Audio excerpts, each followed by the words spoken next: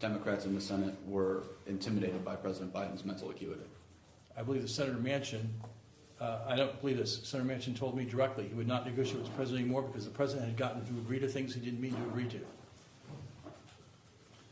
Most of the Democratic senators supported the president's policy and didn't need to be persuaded or negotiated with, but Senator Manchin disagreed with our approach on some issues, and the president agreed to negotiate with him one-on-one twice at great length. And I think you testified earlier that you did not believe that Mr. Ricchetti or Mr. Donnellan or other people close to the president kept information from the president. Is that correct? That is my understanding based on what I knew. I was not working at the White House in 2023 and 2024, so I had limited access to information about that, but that was my understanding or belief. Do you believe that it would have been negligent for Mr. Ricchetti or Mr. Donnellan to withhold substantive information from President Biden?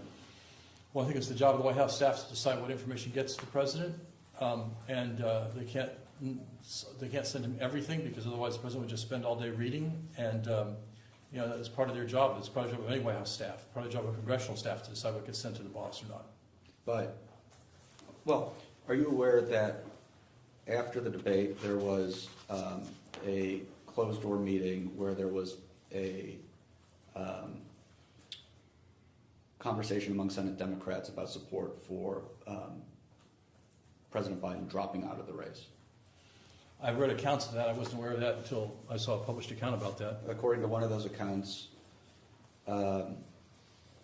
Senate Democratic leadership in the Senate said that at best 5 out of 51 Democratic senators supported President Biden staying in the race, but that was withheld from the president by either Mr. Ricchetti or Mr. Donnellan or both. I'm not aware that was ever communicated to Mr. Donnellan or Mr. Ricchetti. I'm not aware that they did or didn't share with the president. But if they did know that, would that have been a breach of their duties to the president, do you think? I'm not going to speculate on that. I don't know.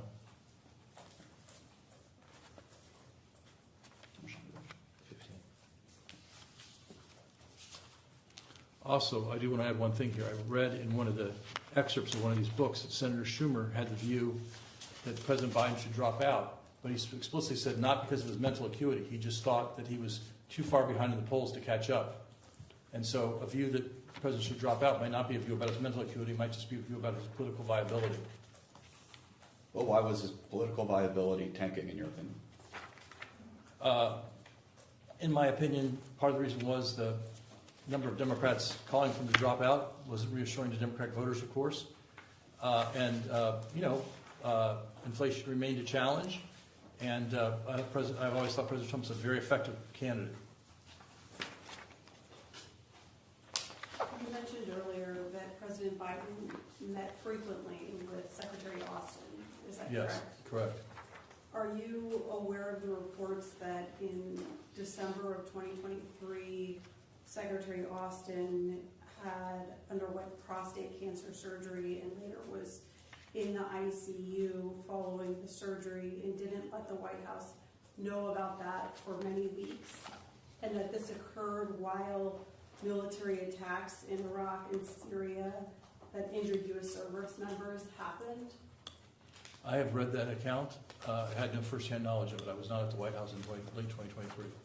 Does that seem unusual given what you said earlier about how frequently President Biden met with the Secretary?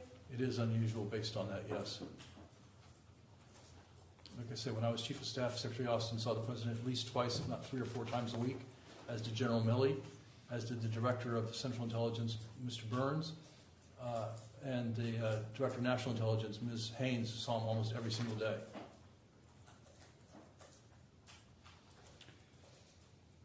Did both CIA director and DNI were elevated to cabinet positions at the beginning of Biden's term? I believe that DNI was elevated to cabinet status at the beginning of the term. I don't believe Mr. Burns joined the cabinet until 2023. Okay. DNI Haynes, you said, met with President Biden almost every day? Almost every day. She almost always attended the presidential daily brief, which the president took every morning, every weekday. That was going to be my question, if she was the daily briefer. She was not the briefer. A briefer would accompany her, but she would attend the briefing. At that time, did Odie and I have office space in the executive office building, or was she commuting in from McLean every day? I don't know how she got there or where she had been before she got there, but, you know, she was in the Oval Office.